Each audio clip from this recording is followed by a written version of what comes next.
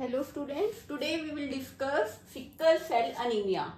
Topic of class 12. Sickle cell anaemia. क्या होता है सिक्कल सेल अनीमिया? सबसे पहले तो सिक्कल सेल डिजीज जो है वो क्या डिजीज है? ऑटोसोमल है. क्या है? Autosomal. Autosomal disorder. Number 1 autosomal disorder है. जैसे क्रोमोसोम, सेक्स क्रोमोसोम्स भी होते हैं और ऑटोसोम्स भी होते हैं, और जब ऑटोसोम क्रोमोसोम डिफेक्टेड हो तो ऑटोसोमल डिसऑर्डर होता है. ठीक है. सेकंड क्या है सिक्कल सेल में? रिसेसिव है. ऑटोसोमल डिसऑर्डर रिसेसिव ट्रेट है. This is a recessive disease. ठीक है. और डिसऑर्डर क्यों होती है? सिक्कल सेल कैसे होती है? क्या प्रॉब्लम होती है इसमें? जेनेटिकली क्या होती है कि नॉर्मल हेमोग्लोबिन को कैसे डिनोट, कैसे रिप्रेजेंट करते हैं? नॉर्मल हेमोग्लोबिन को क्या कहते हैं? हेमोग्लोबिन ए, जो नॉर्मल हेमोग्लोबिन है. और सिक्कल सेल जब इरिथ्रोसाइट सिक्कल शेप्ड हो जाते हैं, सिक्कल सेल डिसऑर्डर में हेमोग्लोबिन को क्या कहते हैं, कैसे रिप्रेजेंट करते हैं? Haemoglobin S. Right. Haemoglobin A, haemoglobin S, ये नॉर्मल वाला हीमोग्लोबिन. इसमें जीनोटाइप क्या होती है? नॉर्मल हीमोग्लोबिन में 2 कॉपीज होंगी ना, होमोजाइगोट्स होंगे, HbA HbA, जीन्स की 2 कॉपीज होंगी ऐसे. ठीक है. अब हीमोग्लोबिन एफ जो सिक्कल सेल, जैसे सिक्कल सेल डिजीज है उसमें क्या होगा, कैसे रिप्रेजेंट करेंगे?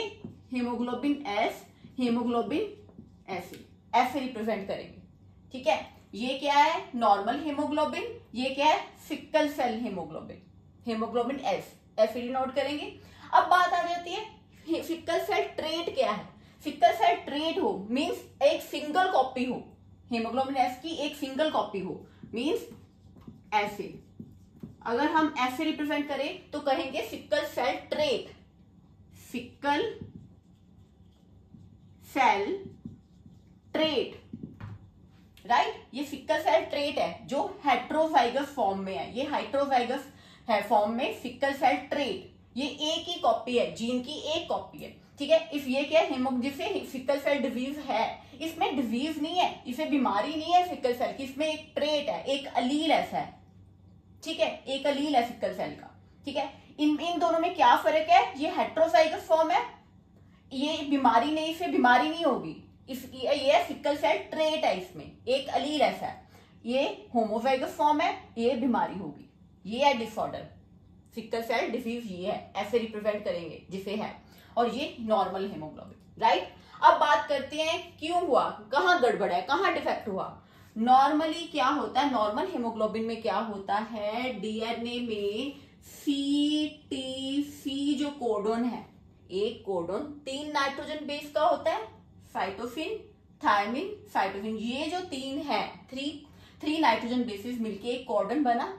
ठीक है. ये डीएनए पे है. इसकी क्या हुई? ट्रांसक्रिप्शन. क्या बता रही हूं मैं? नॉर्मल हेमोग्लोबिन में क्या हो रहा है.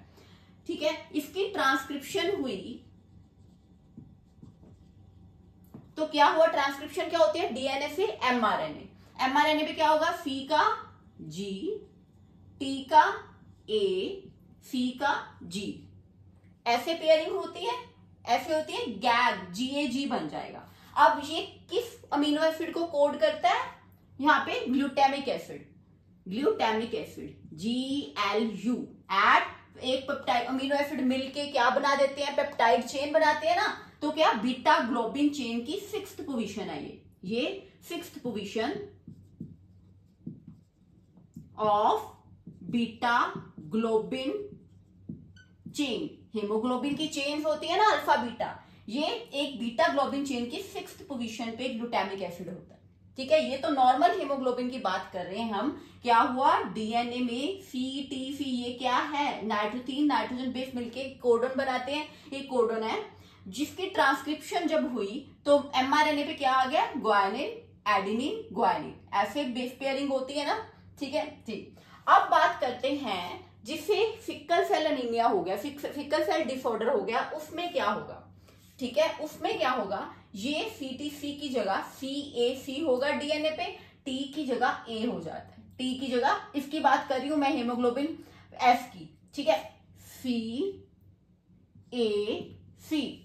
कहां फर्क पड़ गया, ये टी जो है थायमिन की जगह एडेनिन आ गया, एक सिंगल नाइट्रोजन बेस में चेंज आ गया, इसकी जगह पे टी की जगह पे ए आ गया। ये डिफेक्ट है, यहां से स्टार्ट हो जाना है। अब डीएनए पे ये है तो ट्रांसक्रिप्शन हुई तो सी का जी के साथ पेयरिंग होगी, ए की किसके साथ होगी, टी के साथ नहीं होगी, क्योंकि एमआरएनए पे टी नहीं होता, थायमिन नहीं होता, थायमिन की जगह यूरेसिल होता है। और सी का की पेयरिंग ग्वानिन, गग। यहाँ पे गैग था, यहाँ पे गग, ये याद रखना है, गैग GAG GUG। एक नाइट्रोजन बेस चेंज हुआ, एक नाइट्रोजन बेस चेंज हुआ है, मींस यहां से स्टार्ट हुआ था सी, नॉर्मली क्या था, नॉर्मल हीमोग्लोबिन में सी टी की जगह ए आ गया। अगर ए आ गया उसके अकॉर्डिंग ट्रांसक्रिप्शन होगी ना, टी किसके साथ, टी क्या करता है, टी पे के ऑपोजिट क्या होता है, एडेनिन, ए के ऑपोजिट क्या होता है एमआरएनए पे, यूरेसिल, राइट। टी के ऑपोजिट एडेनिन, ए के ऑपोजिट यूरेसिल, ठीक है। अब बात आ जाती है, ये गैग जो है GAG, ये किस अमीनो एसिड को कोड करता है, ग्लूटामिक एसिड। अब यहां पे भी फर्क पड़ जाएगा, पेप्टाइड चेन पे 6th पोजीशन पे क्या आ जाएगा, अब वेलिन, ठीक है, ये भी एक अमीनो एसिड है, ठीक है। फिर याद रखना है, this is the substitution of glutamic acid by valine at 6th position of beta globin chain, right? This is the, in this sickle cell disorder, glutamic acid at the 6th position of beta globin chain is substituted by valine, ठीक है। अब इसमें होगा, ये बात कर रही हूं मैं नॉर्मल हीमोग्लोबिन और सिक्कल सेल हीमोग्लोबिन की। क्या होगा, जो कैपिलरीज हैं, जो एरिथ्रोसाइट्स हैं, वो सिक्कल शेप्ड हो जाएंगे। नॉर्मली जो है बाइकॉनकेव शेप है वो सिक्कल सेल में चेंज हो जाएगी, सिक्कल सेल में चेंज होगी तो वो एरिथ्रोसाइट जो है वो कैपिलरीज के बाहर नहीं जा पाएंगे, तो कैपिलरीज ब्लॉक हो जाएंगी, क्लॉट बन जाएगा, कैपिलरीज में क्लॉट बन जाएगा, क्लॉट बनेगा, क्लॉग्ड हो जाएंगी कैपिलरीज, तो ऑक्सीजन टिश्यूज को नहीं मिल पाएगी। ऑक्सीजन की कमी से क्या हो जाएगा, अनीमिया हो जाएगा, स्प्लीन खराब हो जाएगी जहां पे डिस्ट्रक्शन होती है, ठीक है। और सारी एबनॉर्मलिटीज और भी हो जाएंगी, किसमें, सिक्कल सेल डिजीज में, ठीक है। सिक्कल सेल डिजीज में एरिथ्रोसाइट की शेप सिक्कल शेप्ड हो जाएगी, वो कैपिलरीज के बाहर नहीं जा पाएंगे एरिथ्रोसाइट्स, वो क्लोगिंग हो जाएगी यहाँ पे, तो ऑक्सीजन मिल नहीं पाएगी टिश्यूज को, तो इससे अनीमिया हो जाएगा। ये तो बात हो गई सिक्कल सेल डिसऑर्डर की। बात करते हैं अब कौन सा क्रोमोसोम नंबर है, कौन सा क्रोमोसोम नंबर पे ये जो जीन्स पड़े होते हैं, कौन से क्रोमोसोम नंबर के, क्रोमोसोम नंबर 11, क्रोमोसोम नंबर 11 याद रखना है। जो 11 के जो जीन्स है वो रिस्पॉन्सिबल है क्रोमोसोम नंबर 11 के। अब बात करते हैं मलेरिया के। बात ये है कि जिसमें ट्रेट है, सिक्कल सेल ट्रेट है, मींस एक अलील है, ठीक है, सिक्कल सेल का एक अलील है, हेट्रोजाइगस फॉर्म है, ये मलेरिया इन्हें नहीं होता।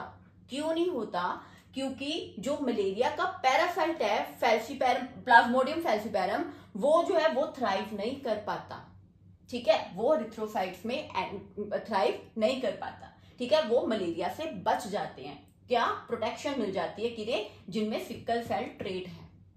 डिजीज वाले नहीं, जिनको बीमारी है सिक्कल सेल एनीमिया की, सिक्कल सेल डिजीज है जिन्हें, उन्हें तो मलेरिया ज्यादा हो जाएगा, ज्यादा वल्नरेबल होंगे और इन्फेक्शंस के ज्यादा वाले। ये फर्क है सिक्कल सेल ट्रेट और सिक्कल सेल डिजीज में।